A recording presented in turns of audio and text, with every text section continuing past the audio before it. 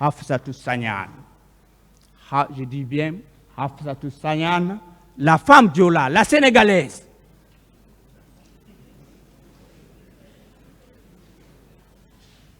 Que mes enfants, Thierno Seydou Bari, Hawa Bari qui me fait la cuisine aujourd'hui, Thierno qui me conduit, et Oumar qui est mon apprenti. Voyez là, peut-être un jour je ne vivrai pas, ça restera dans les archives du monde.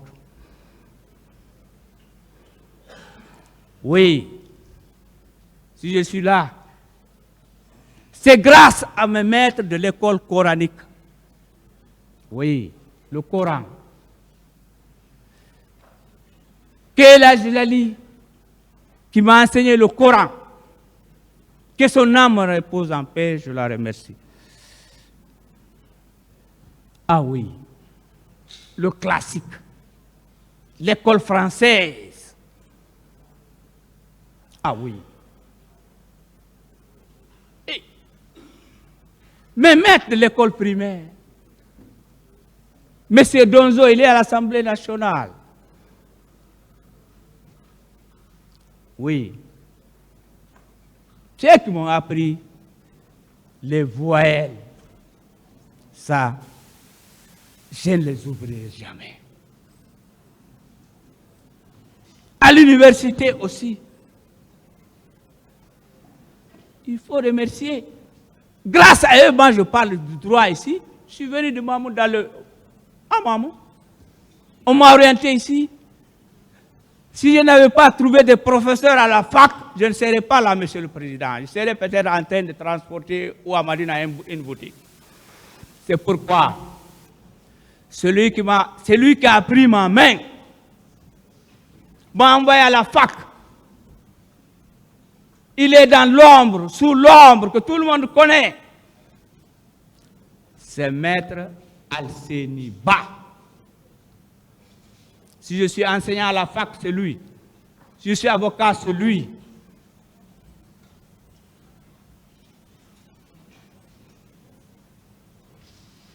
Également. Parce qu'à l'université, il y a les études post-universitaires. C'est important. Il ne faut pas être ingrat dans la vie. Je ne le serai jamais. Que le professeur Maurice Togba Zobelemou, qu'il me voit ici, qu'il ne me voit pas, Dieu voit.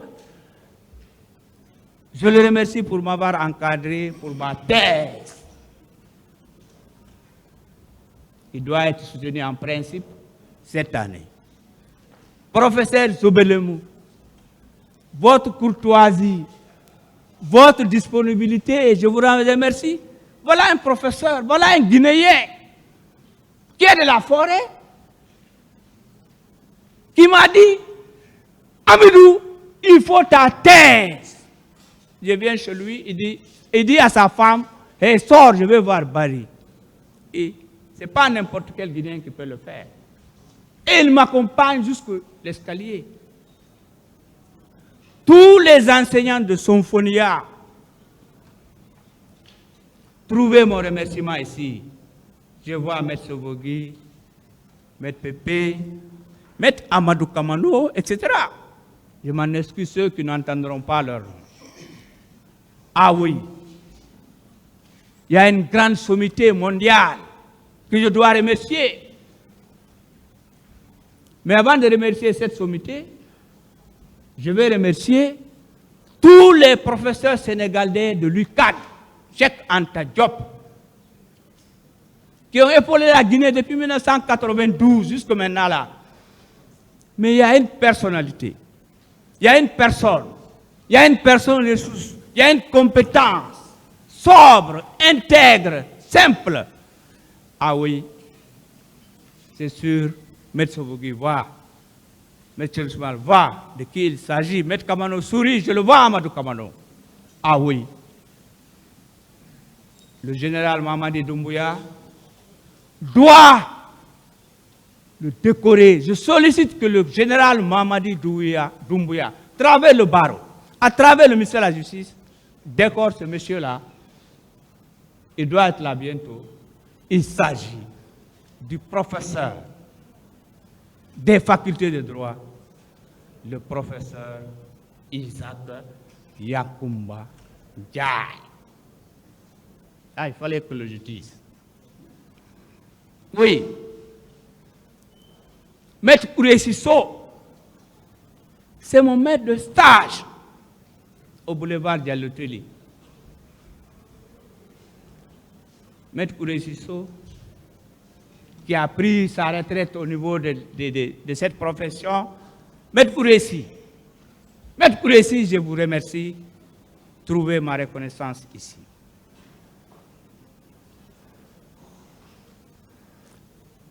Ah oui. Monsieur le Président, Messieurs les assesseurs, si aujourd'hui, il y a un collectif d'avocats, une dizaine, c'est parce qu'il y a eu des cobayes. Il y a eu des personnes qui se sont sacrifiées. Eh oui, ils sont déjà de l'autre côté. Nous irons là-bas, nous allons mourir, ils sont là-bas. Ah oui. Je vais nommer une personne que tout le monde connaît ou certains. Docteur Thierno Madjoussou. Il est de Kébali là-bas. C'est un ami intime au professeur Alpha Condé. Voilà un docteur So avec le professeur Alpha Condé, avec Feu Ahmed Tidiane Cissé, avec l'actuel premier ministre Baouri. Voilà les gens qui ont créé l'OGDH. Vérifiable cette information. Si moi, je suis jeté, je le serai entre des avions, c'est grâce à Dr So. Que Dieu lui accorde le paradis. Nous aussi, que Dieu nous pardonne, nous accorde le paradis, nous donne santé et longue vie. Mais vous savez, si on dit que l'argent ne fait pas le bonheur, mais sans argent aussi, il n'y a pas de bonheur, ce n'est pas facile. Votre femme va vous quitter, vos enfants vont vous quitter. S'il n'y a pas de conseil, vos enfants vont vous quitter. Il faut remercier toutes les ONG nationales et internationales qui ont travaillé dans ce dossier. Particulièrement au SIWA, la FIDH, l'OGDH, Avipa et autres MDT. Il faut remercier ces organisations-là. En dépit de tout que je réserve sous silence, il faut être élégant. Mais, charité bien ordonnée, depuis 2017, je remercie la direction exécutive de la coalition guinéenne pour la Cour pénale internationale. Ah oui. Dont je suis le directeur exécutif. Ça, voilà des gens qui travaillent sincèrement. Il y a eu, Monsieur le Président, Messieurs les assesseurs, l'Union européenne qui a financé ce procès pendant la phase d'instruction. J'en ai bénéficié en termes de per diem ou honoraires et en termes de voyage. Je me réserve de dire le montant. Mais il faut remercier les citoyens de l'Union européenne. Il faut remercier l'Union européenne. Il faut remercier le Haut Commissariat des Nations Unies aux droits de l'homme. Voilà, Monsieur le Président, ça c'est les remerciements. On va aller maintenant où je vais partir dans le vif du sujet. savez,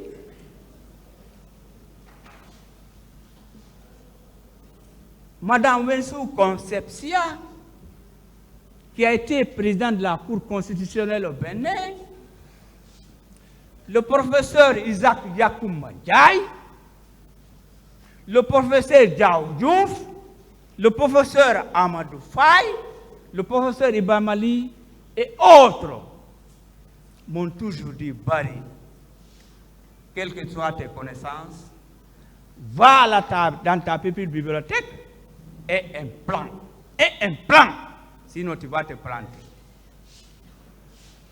Alors,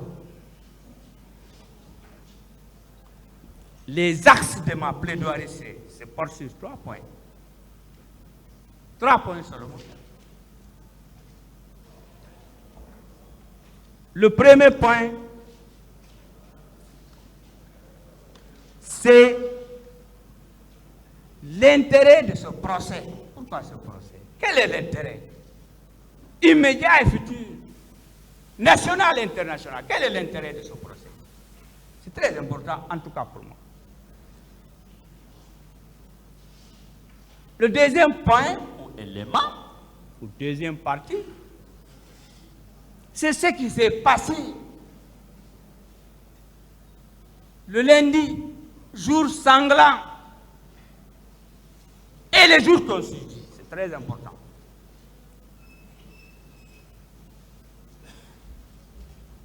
Il faut rappeler ça sommairement. J'ai pris Dieu, le créateur de la terre et des cieux, que ce qui s'est arrivé le 28 septembre ou janvier, février 2007, 85, que cela ne se reproduise jamais.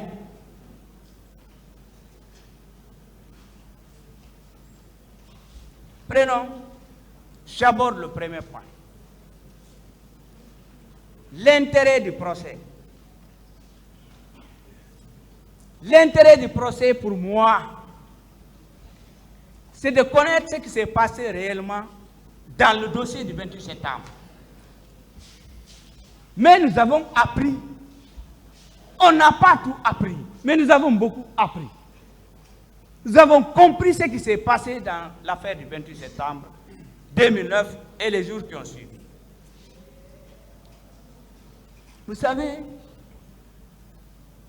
s'il y a eu 28 septembre, c'est parce qu'on n'a pas réglé 2007 correctement.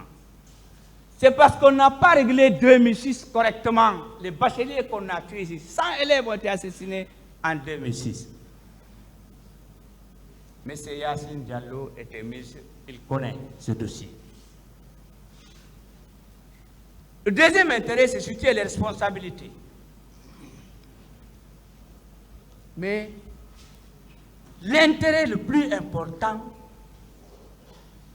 c'est de lutter contre l'impunité dans notre pays. Oui. Nous souffrons de cela. On ne respecte pas les textes en Guinée. Notre retard est dû à cela. L'impunité, c'est le fait de ne pas respecter les règles. C'est le fait pour l'État lui-même de ne pas respecter les règles qui s'est doté. Mais surtout,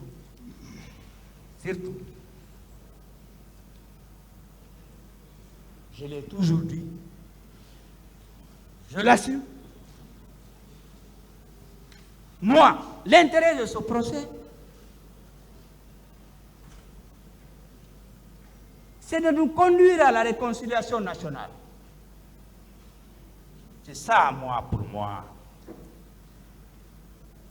Bien entendu, je parlerai de l'indemnisation des victimes, mais l'intérêt, allons à la réconciliation.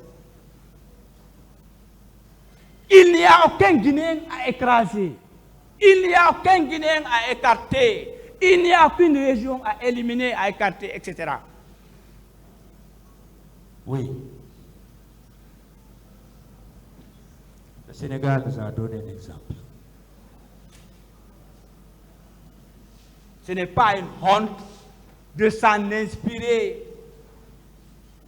On a eu l'indépendance avant le Sénégal, et c'est 1960.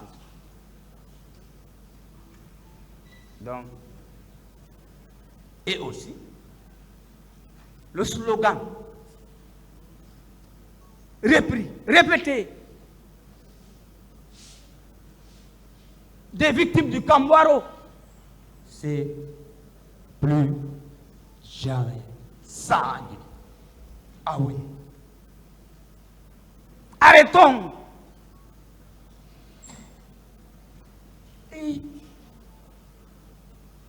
on a connu l'esclavage. On a connu la traite négrière. On a connu la colonisation.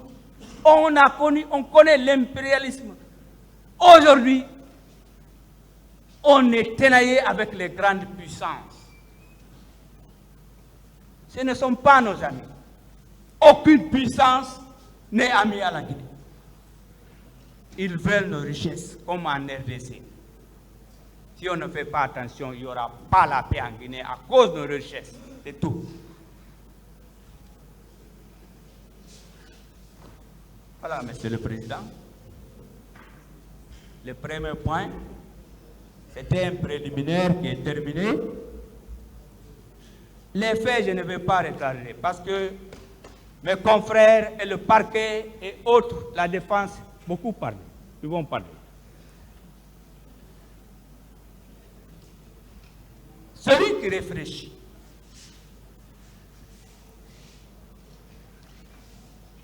il y a eu 28 septembre parce qu'on n'a pas jugé le massacre de janvier et février 2007.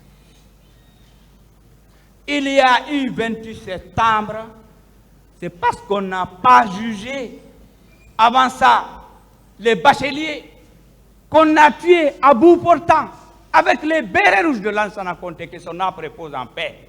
100 élèves ont été tués froidement ici au 2 octobre. On a ouvert le dossier à l'OGDH, mais on n'a pas pu avancer. Les gens avaient peur. Donc, les événements du 28 septembre 2009, ce sont les conséquences logiques de ce qui s'est passé depuis 1958. C'est cela.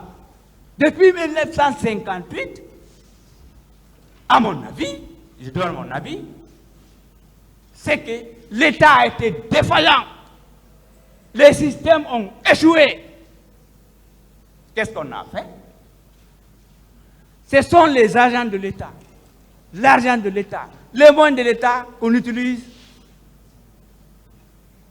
pour tuer la population civile. Et souvent je dis, c'est parce que on n'entre pas dans chaque famille, on fauche un enfant de 16 ans, une fille de 16 ans. Si on le fait, on va en aller arrêter.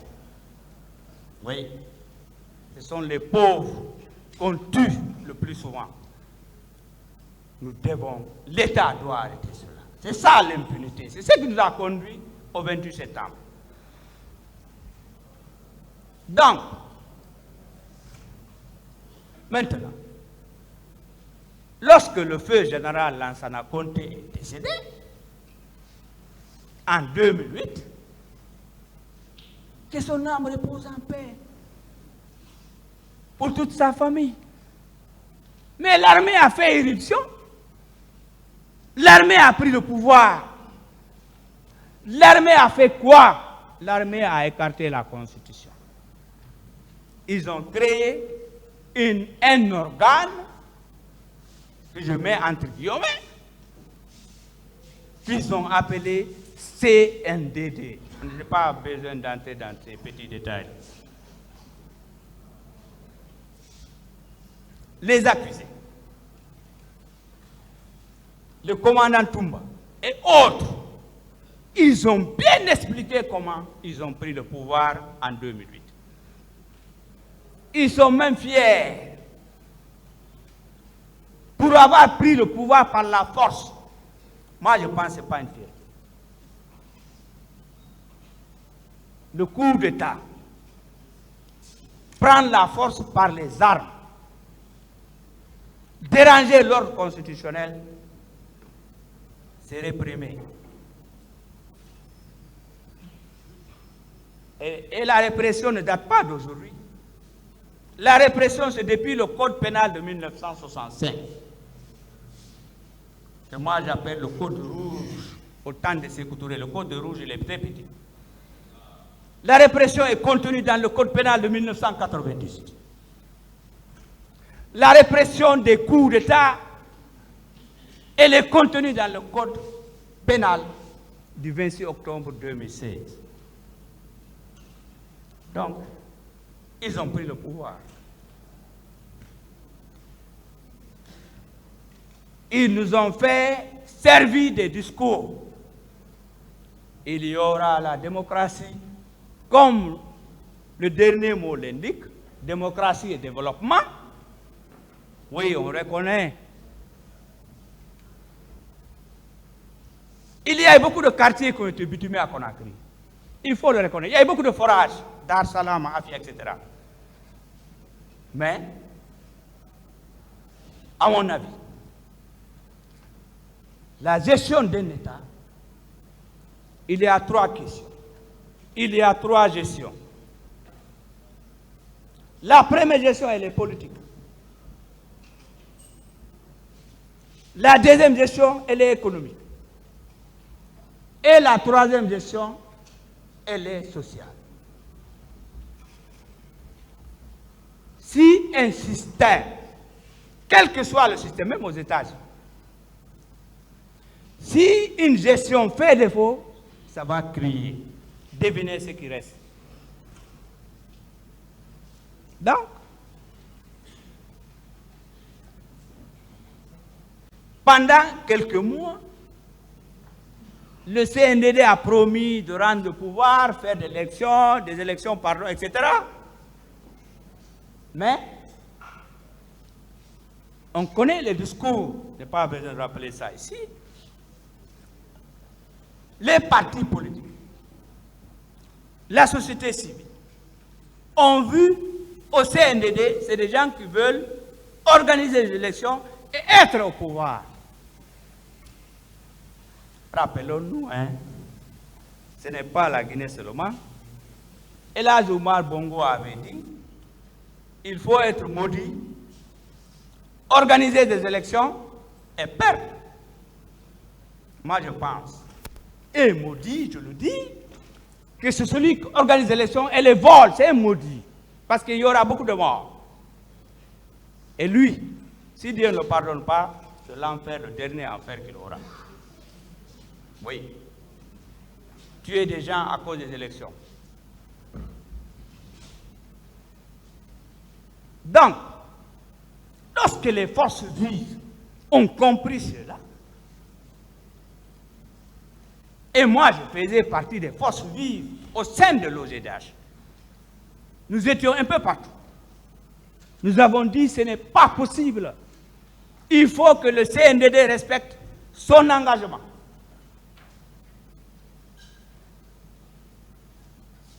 Ce qui a fait que, sans entrer dans les petits détails, les forces vives ont décidé qu'il faut exprimer notre désaccord à la candidature du chef de l'État d'alors, à qui je dois du respect. C'est tout à fait normal, c'est les règles de la vie. Et que les forces vives ont décidé qu'il faut organiser un meeting au stade du 28 septembre. Là, il y a eu des désaccords, il y a eu des bisbilles, il y a eu un téléphone au président Sidi à la nuit, etc. À travers le téléphone de M. Tibou Kamara, un témoin qui est venu ici.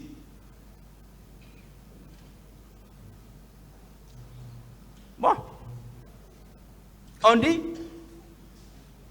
que le 28 septembre est déclaré jour férié. Non, le 28 septembre n'a jamais été une fête, ni un jour férié. Il faut qu'on le comprenne ici. La loi a déterminé les jours fériés. 28 septembre, non, 2 octobre, oui. Noël et Tabaski, etc., oui. Donc, en termes de stratégie, il fallait dire que 28 septembre, c'est férié pour que les gens restent à la maison. C'est que le CNDD n'avait pas mesuré la température. Le CNDD n'a pas eu des flics, des enquêteurs pour jauger la température au sein de la population.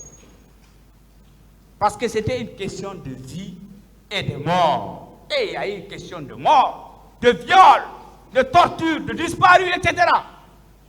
De destruction de biens matériels. Il y en a eu. Que cela ne se reproduise pas en Guinée.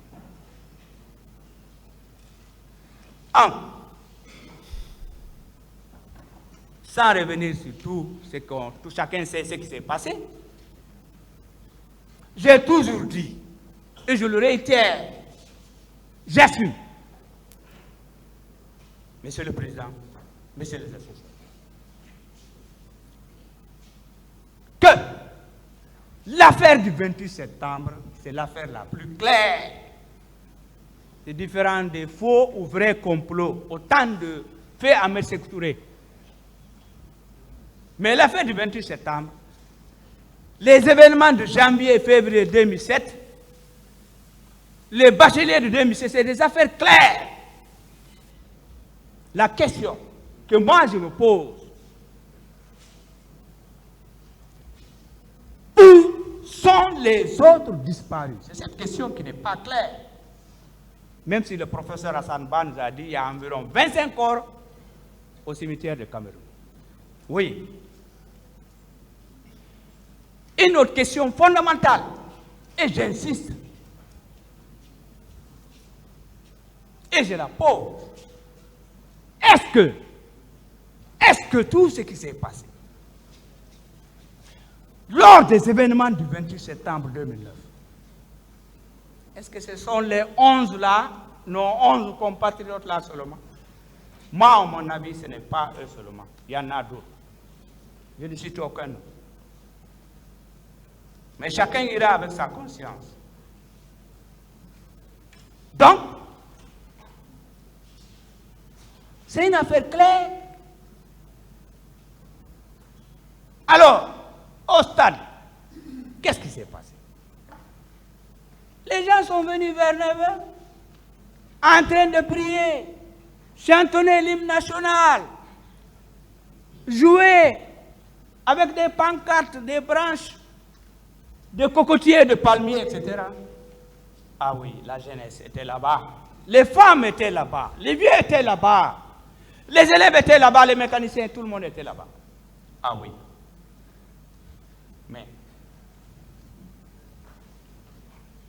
les victimes nous ont dit ici, si nous savions qu'on allait nous tuer, on ne serait pas là-bas. Ça, c'est ici, c'est arrêté. Mais malheureusement, c'est Dieu qui sait qui va mourir aujourd'hui et demain. C'est caché.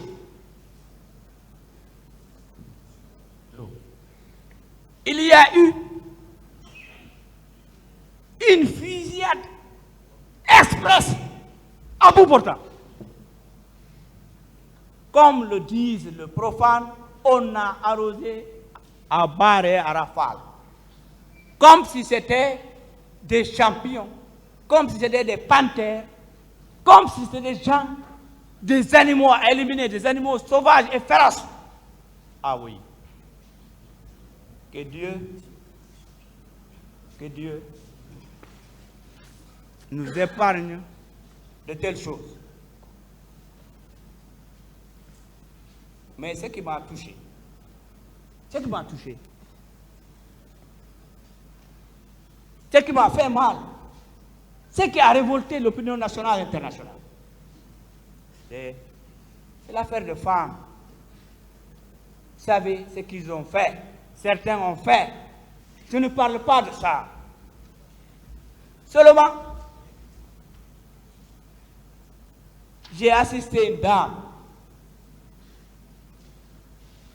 après avoir commis l'acte sexuel, on ne peut pas dire beaucoup de choses ici sur ça. Ils ont pris la femme, ils l'ont envoyée au camp Alpha Yaya. Ils ont pris un fer chaud à repasser, ils ont repassé ses fesses. Ses fesses sont devenues albinos. Le jour de son audition ici, en bas, c'est ici qu'on a fait tout. Mais ces balles-là, il faut le remercier, connaître. Des Nations Unies. La femme dit à M. Diawara, est-ce que je peux enlever mon pagne et enlever mon slip? Il dit oui, il n'y a que mamie là. Mais on est tous des doyens. Quand elle a levé, on a vu ses fesses comme la peau de Martin. Oui. Les canons dans les parties intimes de la femme, tout ça là. Ne réveillons pas, je ne veux pas mettre le couteau dans la paix, j'en passe. Il y a des blessés graves.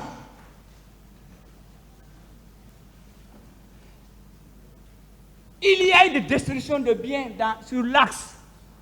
Certains disent que c'est l'axe de la démocratie, d'autres disent que c'est l'axe de la violence. Oui, on peut le dire, selon son camp. Moi, je dis que c'est l'axe de la démocratie. Je suis dans l'axe. Depuis plus de 20 ans, je suis dans l'axe. Oui. Beaucoup sont venus au pouvoir ici, je ne les nomme pas. C'est grâce à l'axe. Depuis 1995, on utilise les jeunes là de l'axe. On les tue. On renverse les marmites de leur maman. On gifle leur mère devant eux. Ah oui, arrêtons ces bêtises. Je parle de ceux qui font cela.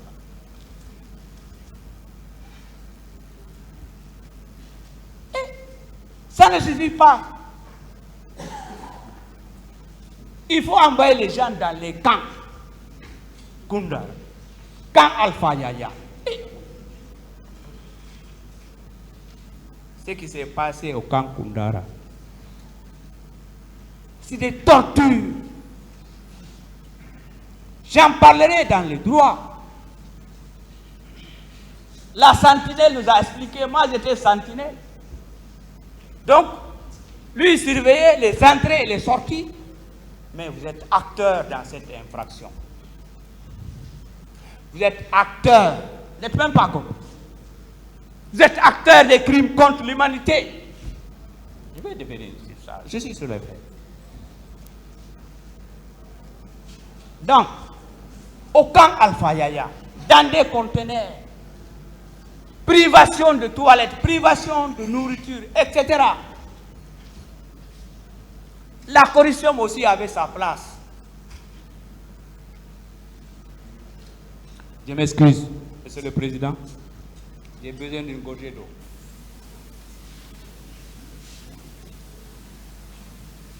Je disais que la corruption avait sa place dans ces camps-là, camp Kamaye. Tu avais 2 millions, on te libérait. Ah oui.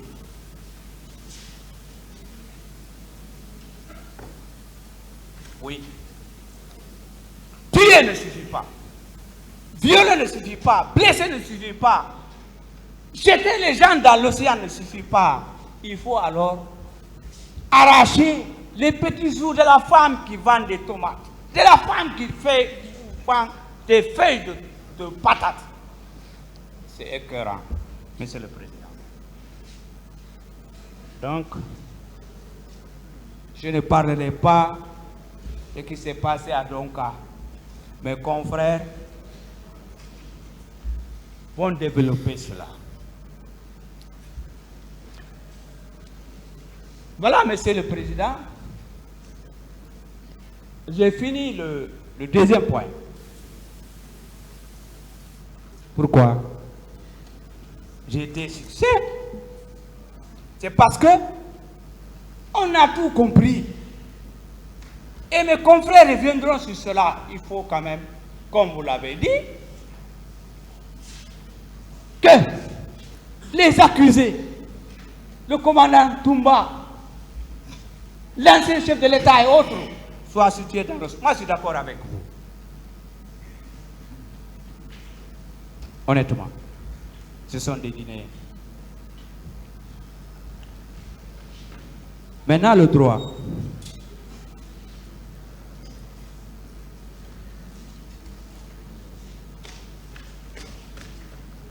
Bien. Monsieur le Président. Bon, Vous n'avez pas la parole, s'il vous plaît. Bon, je m'excuse aussi, ça arrive. Monsieur le Président, messieurs les assesseurs, chers confrères et frères et mon ami, j'aborde le deuxième point. J'aborde le droit. Ça arrive. On peut ne pas entendre quand on pense ailleurs. Et on pense à de bonnes choses, je le sais, vous pensez à de bonnes choses. Vous êtes mon ami, mon frère et un confrère. Vous m'avez beaucoup aidé. Vous me donnez des bouquins, etc. Amadou Barike est mort. Siba qui est avocat. Frédéric, etc. Il faut être reconnaissant dans la vie. Bien. Donc, je voudrais aborder le dernier point, mais qui est un peu long. C'est le droit. Si nous sommes là, c'est le droit qui nous réunit. C'est cela. Donc, comme c'est le droit, et comme de tout temps, en tout lieu, à chaque endroit, avec quiconque, j'assume les événements du 28 septembre 2009 et les jours qui ont suivi, c'est un mois. Monsieur Almami Diallo fait partie. Un mois. Donc, que l'opinion nationale et internationale comprenne, parce que le tribunal est édifié il y a longtemps, que les événements du 28 septembre 2009, c'est le lundi sanglant et les jours qui ont suivi. Kankundara, Kankamayen, etc. Donc, pour nous, partis civils, ces faits-là, ces crimes horribles, regrettables, condamnables, inacceptables, ce sont des crimes contre l'humanité.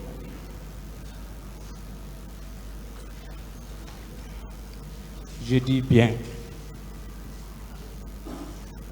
ce qui s'est passé le 28 septembre 2009 et les jours qui ont suivi. Il n'y a pas d'autre qualification pour nous. Nous respectons le tribunal et nous respecterons la décision du tribunal. Mais ce sont des crimes contre l'humanité. Oui. Si nous le disons et nous l'affirmons, il faut le montrer et le démontrer et convaincre. Pour moi, il ne suffit pas de dire que c'est des crimes contre l'humanité et s'arrêter là. Il faut montrer, démontrer, expliquer. Même les faits vont revenir un peu. Mais aussi, surtout, la base légale ou les textes, les instruments juridiques nationaux et internationaux qui gouvernent, qui régissent la question de crimes contre l'humanité. Il faut qu'on l'en dise. Bien. Pour un bref rappel, lorsque nous étions devant le pot des juges d'instruction, que je dois féliciter, lorsqu'ils ont rendu l'ordonnance en 2017,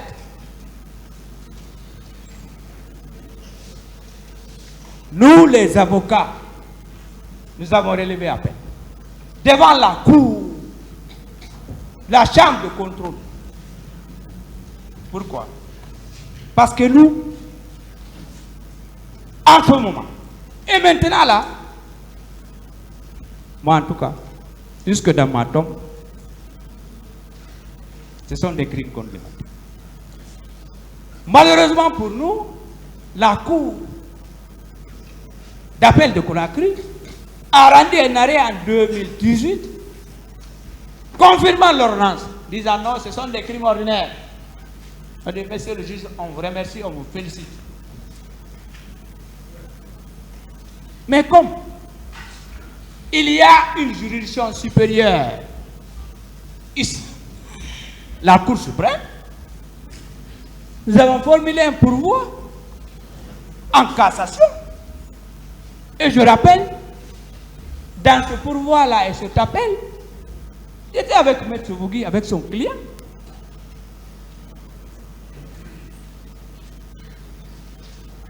Oui, on causait même. Ce n'est pas une adversité avec ces personnalités-là, ces personnes-là, non. C'est la courtoisie, c'est la modération, c'est le respect. Mais je fais le travail des victimes.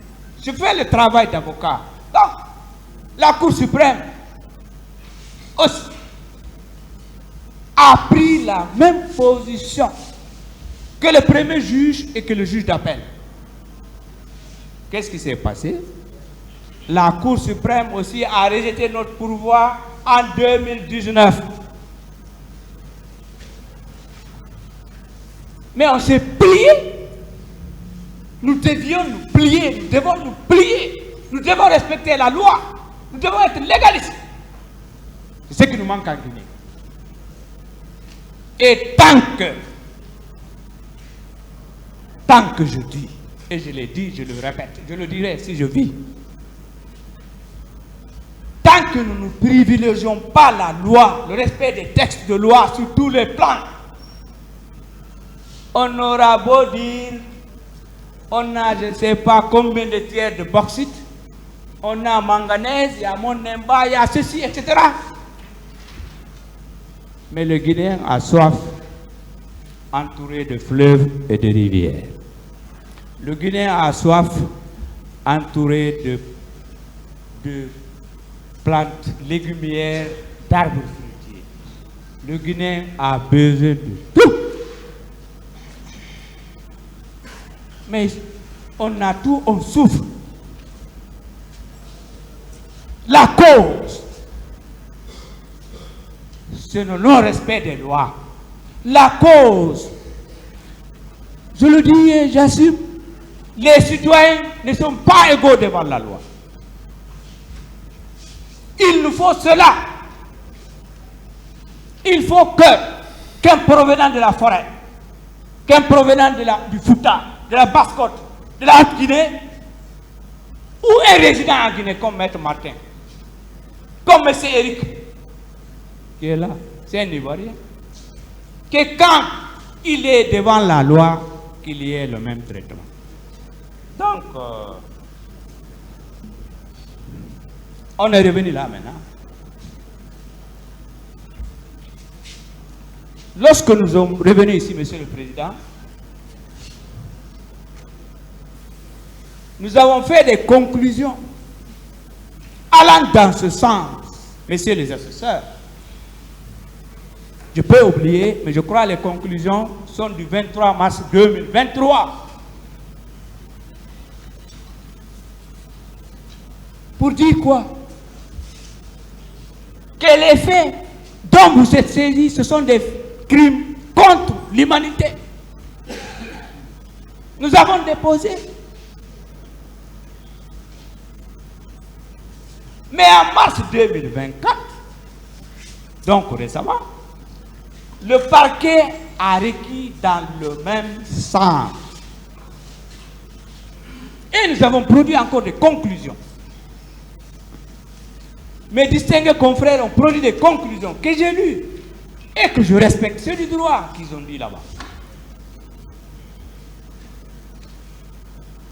Mais aujourd'hui, nous devons expliquer pourquoi ce sont des crimes contre l'humanité. Le premier point que je vais aborder, c'est de la requalification encore de crimes ordinaires en crimes contre l'humanité. Pourquoi je dis encore? Parce que pour une première fois, les juges ont utilisé l'article 28 du statut de Rome pour inculper le commandant Toumba et l'ancien chef de l'État, M. Camara. Après, ce sont les mêmes juges qui reviennent et disent non, ce sont des crimes ordinaires. Alors, pour bien comprendre que ce sont des crimes contre l'humanité, il faut parler de l'adoption du traité de Rome du 17 juillet 1990 par une centaine d'États. Aujourd'hui, il y a 124 États membres de la Cour pénale internationale. L'Arménie a été l'État qui vient de ratifier, d'être parti au statut de Rome, donc 124 États. Comme je l'ai dit il y a quelques instants, le Sénégal, un pays à saluer, un État à saluer, le Sénégal a été le premier pays à ratifier le statut de Rome. Premier pays à ratifier le statut de Rome. Donc, le Sénégal, ce n'est pas une honte de copier. Ce n'est pas une honte de s'en inspirer. Ce n'est pas une honte de suivre quand ton ami a une chaussure, telle marque, que tu te battes correctement, tu es telle chaussure, honnêtement. Ce n'est pas une honte, ce n'est rien, ce n'est pas grave. Et le statut, de façon générale, est entré en vigueur le 1er juillet 2002. Il est entré en vigueur. Mais pas en Guinée, d'abord. Encore? On ne va pas parler de tout le statut, il est long. Mais, il faut rappeler les crimes qui relèvent de la compétence de la Cour. Ici, il faut visiter l'article 5 du statut. Il s'agit du crime de génocide, les crimes contre l'humanité, les crimes de guerre et enfin, il n'y a pas longtemps, le crime d'agression. Pourquoi il n'y a pas longtemps? Parce que je ne les nomme pas. Elles se connaissent, ces puissances. Beaucoup de pays ont refusé l'affaire de crime d'agression. On sait qui agresse. Qui a agressé la Libye, qui a tué Kadhafi, on connaît. Donc, mais finalement, avec le combat de la coalition mondiale pour la Cour pénale internationale et beaucoup d'États, le crime d'agression est entré en vigueur. Donc, je rappelle, Monsieur le Président, Monsieur l'assesseur, le statut de Rome est entré en vigueur le 1er juillet 2002 au plan international, africain, Asie, etc. Les 5 continents. La question que je dois résoudre, quand est-ce qu'il est entré en vigueur en République de Guinée? C'est ce qui nous intéresse surtout. D'abord, il y a une loi de ratification. C'est la loi du 20 décembre 2002. Cette loi qui a ratifié le statut. Comme les autorités en ce moment étaient intéressées à la question, la promulgation par décret, bien entendu, a été faite à la même date.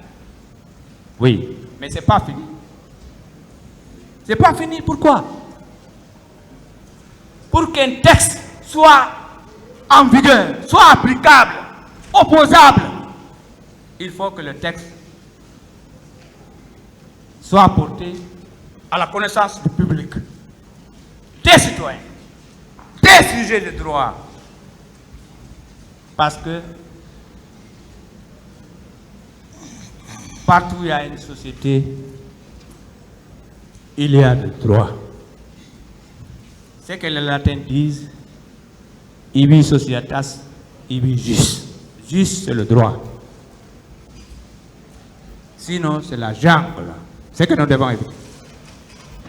Donc, la dernière fois, le statut a été publié dans le journal officiel de janvier 2003. Monsieur le Président, Monsieur l'assesseur, et nous avons fait un extrait de ce journal qui a été communiqué à toutes les parties. Je vais appuyer ça dans les conclusions de l'ancien chef de l'État, M. Camara, ou bien, je termine, M. Moussa Dadis Camara. Les avocats ont dit, effectivement, ça a été ratifié, ça a été publié. J'ai les notes devant. Donc, il n'y a plus de débat. Est-ce que on doit l'appliquer ou pas? Non. Et je rappelle que le statut de Rome, c'est un traité complet. Pourquoi il est complet? Parce qu'il prévoit en son article 77 les peines qui sont applicables. Mais où on va? Qu'est-ce qui reste? Tout est complet. C'est un plat qui est digeste, qu'on peut consommer.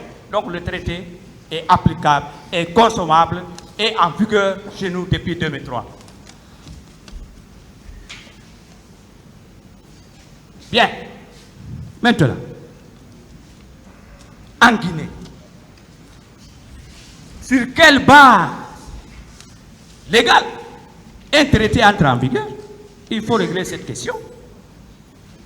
Quel est le texte? C'est la Constitution.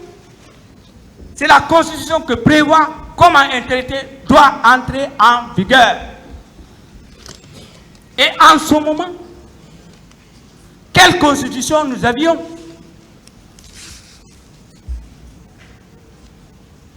Quelle Constitution? C'est la Constitution du 23 décembre 1990. C'est celle qui était en vigueur.